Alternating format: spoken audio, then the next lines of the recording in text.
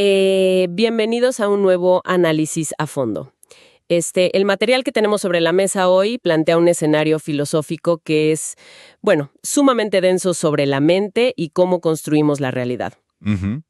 Vamos a sumergirnos en unos escritos que toman un principio universal, con el que todos estamos bastante familiarizados, la ley de causa y efecto. Pero le dan un giro radical. Exacto, un giro completamente radical. La intención en esta exploración profunda es desentrañar cómo nuestros pensamientos operan bajo lo que este marco de conocimiento llama una mentalidad milagrosa. Claro. Y, quizás lo más desafiante, entender por qué esa batalla diaria que libramos contra nuestros propios miedos podría ser el peor error estratégico que podemos cometer. O sea, un error garrafal. Sí. La idea es extraer los conceptos más reveladores de esta filosofía, pero sin perdernos en su densidad espiritual. Y creo que es un análisis que requiere mucha apertura mental. Lo que verdaderamente establece el tono de esta conversación es cómo estos escritos desafían suposiciones que solemos dar por sentadas todos los días. Totalmente. Quienes ya exploran temas de conciencia o, digamos, filosofía de la mente, conocen la premisa de que el pensamiento crea la realidad. Esa frase hecha que escuchamos en todas partes. Así es.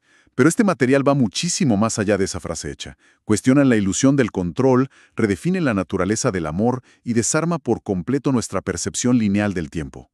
Sí. No es una simple lectura. O sea, es una invitación a observar los engranajes más profundos de nuestro propio sistema de creencias. Yo estoy seguro de que a más de uno le va a mover el piso hoy. Yo estoy convencida de lo mismo.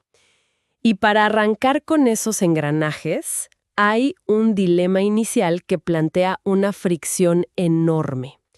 En estos escritos hay una voz o un guía que instruye a su interlocutor, y este guía se niega categóricamente a simplemente liberarlo del miedo.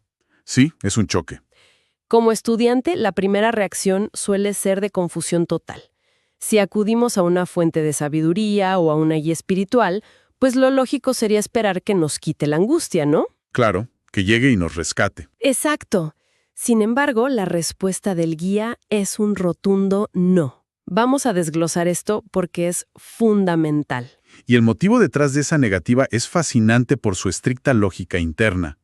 La premisa asombrosa que sostiene esta filosofía es que el miedo, en su esencia más pura, no existe. ¡Wow! Es una fabricación. Si una fuerza externa, digamos guía, interviniese directamente para borrar el miedo de nuestra experiencia, estaría rompiendo las reglas. exactamente, estaría cometiendo una violación directa a la ley más fundamental del universo, que es la ley de causa y efecto. Estaría interviniendo entre los pensamientos de una persona y los resultados inevitables de esos pensamientos. Es decir, si alguien tiene, un ataque de pánico o una ansiedad paralizante, y una filosofía viene y le dice que su miedo no existe, suena a una negación tremenda de la realidad. Sí, suena hasta cruel. ¿Cómo se justifica esto sin caer en una insensibilidad total hacia el sufrimiento humano? Porque el dolor se siente real. Es una excelente objeción, y hay que aclararlo. La filosofía no niega que la persona sienta terror, reconoce que la experiencia es real para quien la vive. Lo que niega es la causa que la persona le atribuye a ese terror. Ah, la causa. ¿Sí? Para entenderlo, la ley de causa y efecto dicta que el pensamiento es la causa y la experiencia es el efecto. Borrar el efecto sin tocar la causa sería una ilusión temporal. Sería como un parche. Un curita en una herida profunda. Sería validar que somos víctimas de algo externo, cuando en realidad somos los creadores del escenario completo. Claro. Hay una analogía muy aterrizada para ilustrar esto y hacer que tenga sentido en la vida diaria. Imaginemos un escenario donde hay una inundación terrible en una casa porque alguien dejó la llave del agua abierta al máximo. Clásico. Y es común quejarse amargamente del agua que arruina los muebles, del desastre, de la humedad, de todo. Pero al mismo tiempo existe una negativa rotunda a cerrar la llave. El agua representa el miedo y la llave representa la mente generando pensamientos. Esa imagen de la casa inundada es perfecta. Menospreciar el poder del pensamiento iría en contra del propósito de cualquier enseñanza real. No se puede simplemente secar el agua mágicamente si se permite que el grifo siga abierto, tirando agua a borbotones. Y eso ilustra perfectamente el concepto de vigilancia mental que exige este material. No es posible dejar de vigilar la mente ni por un instante, si se busca operar desde una mentalidad distinta. Ni un segundo. Ni uno. Para convertirse en lo que aquí se denomina un obrador de milagros, se requiere una instrucción rigurosa. Y la condición absoluta es tener un respeto profundo por esa ley de causa y efecto para evitar las creaciones falsas. Las creaciones falsas, claro. Si un guía simplemente arreglara el miedo de manera externa, requeriría un milagro constante solo para arreglar la mente misma, lo cual crearía un proceso circular completamente inútil. Sería como un bucle. Sería como tapar gotelas infinitas en un techo ilusorio. No acabas nunca. Exacto.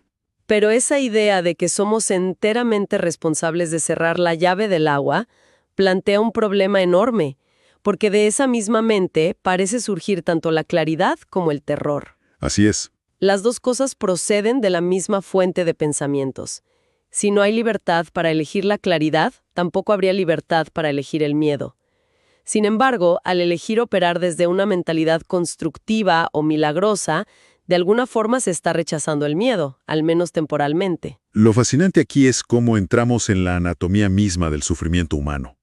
Cuando la mente elige operar desde el miedo, se produce un efecto distorsionador masivo en la percepción. Como unos lentes empañados. Peor, es como unos lentes de la casa de los espejos. El miedo hace que se perciba erróneamente todo el entorno, el propósito vital y, lo más crítico, la propia identidad. ¡Wow! Y esta percepción errónea es el combustible de la creación falsa. El material es tajante en este punto. Cuando se crea a partir de una percepción distorsionada, el sufrimiento es el único resultado posible. Es inevitable. Inevitable, no es un castigo, es simplemente el efecto ineludible de una causa basada en una ilusión. Esto cambia por completo la definición de qué es verdaderamente una causa y qué es un efecto, ¿cierto? Totalmente. Plantea un orden en el universo muy claro y definitivo que choca de frente con las relaciones de causa y efecto que inventamos a diario para justificar nuestros problemas. Exactamente. Propone un orden donde la verdadera y única causa es Dios, o el origen divino, y su efecto es su Hijo o su creación directa. Es una relación basada puramente en la extensión del amor. Nada que ver con cómo operamos normalmente. Cero. Esto contrasta dramáticamente con el caos de causas y efectos que fabricamos constantemente. Por ejemplo, decir, estoy estresado porque el tráfico estaba terrible. Clásico. Ahí estamos inventando una causa externa para un efecto interno, lo cual, según esta filosofía, es invertir el orden real de la existencia. Lo que nos lleva a entender que el conflicto fundamental en este mundo no es político, ni social, ni siquiera interpersonal. ¿No? El campo de batalla real se reduce a una dicotomía interna muy simple. La creación verdadera, fundamentada en el amor, frente a la creación falsa, fundamentada en el miedo. Todo se resume a ese conflicto esencial. Es un enfoque muy absoluto. Toda manifestación de conflicto, ansiedad o dolor está implícita en esa creación falsa impulsada por el miedo. Al comprender esta mecánica, se hace evidente que intentar resolver los problemas externos sin abordar esta división interna es, como decíamos, simplemente reorganizar los muebles en la casa inundada. Aquí es donde se pone muy interesante. Y creo que hay un choque directo con la mentalidad contemporánea. A ver. Vivimos en la era de hackear la ansiedad, de intentar dominar nuestros miedos a través de rutinas súper rígidas, de enfrentamientos frontales contra nuestras inseguridades. Sí, la cultura del esfuerzo constante. Exacto, hay una industria entera dedicada a enseñarnos cómo pelear contra el miedo. Pero este marco de pensamiento expone que tratar de resolver el error, intentando dominar o controlar el miedo, es un esfuerzo inútil. Cuando se lucha contra el miedo... Cuando te pones los guantes, digamos. Exacto, cuando te pones los guantes y se intenta dominarlo o someterlo con rutinas exhaustivas, se parte de una suposición silenciosa. Se asume que el miedo es una entidad real, sólida y poderosa que requiere ser dominada. Claro, le estás dando existencia. Paradójicamente, al atacarlo, se corrobora y aumenta su supuesto poder. Es colocarse en una posición desgastante donde se invierte energía vital en creer en la fuerza de algo que en realidad carece de sustancia. Es como boxear contra una sombra en la pared. Exacto. Al lanzar golpes, el agotamiento es muy real, el sudor es real, la frustración es súper real. Pero la sombra sigue ahí, inalterable, siempre y cuando haya un objeto bloqueando la luz. Así es. Con cada golpe que lanzamos, validamos la ilusión de que la sombra tiene densidad. Le damos entidad a la nada. Esa metáfora del boxeo ilustra perfecto el desgaste de la vida moderna. Si pelear contra el miedo solo aumenta su dominio sobre la mente, la salida lógica tiene que ser de otra naturaleza. Tiene que haber otra vía. La solución verdadera, según los textos, descansa enteramente en alcanzar el dominio por medio del amor, no en declarar una guerra de trincheras contra el miedo. Advierte que, hasta que la mente no logre estabilizarse en ese dominio a través del amor, la sensación interna de tensión y conflicto va a ser inevitable. Pero claro, decir que el miedo es la nada y el amor es el todo suena absoluto y, seamos sinceros, hasta inalcanzable. Sí, muy utópico. En la experiencia humana diaria, donde percibimos separación constante, la cuenta del banco, las enfermedades, el miedo, se siente denso y verdadero. Y el material reconoce esto. Sería un error psicológico grave simplemente reprimir la emoción y fingir que el problema no existe, utilizando la negación de forma poco saludable, ¿no? Totalmente. No se promueve la represión psicológica para nada. El concepto absolutista del texto es que la nada, el miedo y el todo, el amor, no pueden coexistir. Creer en uno es negar el otro. Siempre que la luz irrumpe en la oscuridad desaparece. Sí. Pero el procedimiento inicial que se recomienda es reconocer temporalmente la existencia del problema o del miedo en la mente. Sin embargo, la clave operativa es la palabra temporalmente. Solo de paso. Se reconoce únicamente como una señal de advertencia, como un piloto rojo en el tablero del auto que indica que hay un error de percepción que debe ser corregido de inmediato. Claro, concentrarse en el error sería en sí mismo otro error. Así es. Al no estancarse en el análisis interminable del miedo, la mente queda receptiva para aceptar lo que el texto denomina la expiación, sin demora. Esa expiación entendida no como un castigo, que es como solemos entender esa palabra, No, para nada. sino como el mecanismo de corrección inmediata en la mente, el retorno a una percepción clara. Pero esto inevitablemente nos hace tropezar con otro gran concepto, y es el tiempo. Uy, el tiempo. Porque si la teoría dice que la corrección puede ser inmediata al reconocer el error, la experiencia práctica nos dicta que cambiar patrones mentales profundos puede tomar años o incluso décadas de terapia. ¿Por qué existe esa enorme brecha entre la corrección inmediata y nuestra experiencia de sanación a largo plazo? Esto plantea una pregunta importante. ¿Qué papel juega el tiempo realmente? La perspectiva que ofrecen estos textos revela que el tiempo es, en su núcleo, un recurso artificial. Una invención. Una herramienta temporal inventada para que la mente pueda abandonar gradualmente cualquier idea de transigencia. Si la luz irrumpiera de golpe en una oscuridad total, la mente no preparada podría colapsar. Se encandila. Se encandila y se asusta más. Por eso, el proceso parece gradual y parece tomar años, pero es debido a que el tiempo comprende intervalos que en realidad no existen. Es una ilusión generada para amortiguar el retorno a la claridad. Es una zona de amortiguación. Me encanta eso. El tiempo se vuelve necesario porque el salto directo hacia la ausencia total de miedo resulta aterrador para una mente acostumbrada al conflicto. Exacto. Y hablando de saltos radicales que alteran paradigmas, hay un pasaje en estos escritos que toma una de las premisas más conocidas de la cultura occidental, una cita bíblica fundacional, y le hace una modificación que cambia la estructura del universo entero. Es un pasaje clave. Es la famosa idea de que tanto amó Dios al mundo que dio su unigénito Hijo para que no perezca. Tradicionalmente, esto ha cimentado una cultura de sacrificio, de pérdida y de culpa profunda. Una interpretación profundamente arraigada en el miedo, donde el amor divino parece requerir un pago con sangre o con sufrimiento. Exacto, un peaje terrible. Pero aquí se presenta una corrección que el texto dice ser leve en cuanto a palabras, pero que filosóficamente es un terremoto. Sí lo es. Afirma que la lectura correcta es que Dios amó tanto al mundo que se lo dio a su unigénito Hijo. ¡Wow! Es una forma completamente distinta de leerlo. Cambia la idea del sacrificio sangriento por una de entrega y herencia total.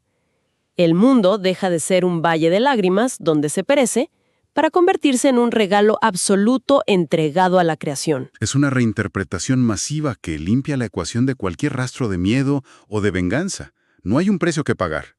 Y esto sirve como puente perfecto hacia otro concepto fundamental en la estructura de estos textos, que es la filiación completa. La filiación. Sí, se desgrana el punto sobre que Dios tiene un solo hijo, pero esto no debe entenderse en términos de exclusividad histórica o biológica.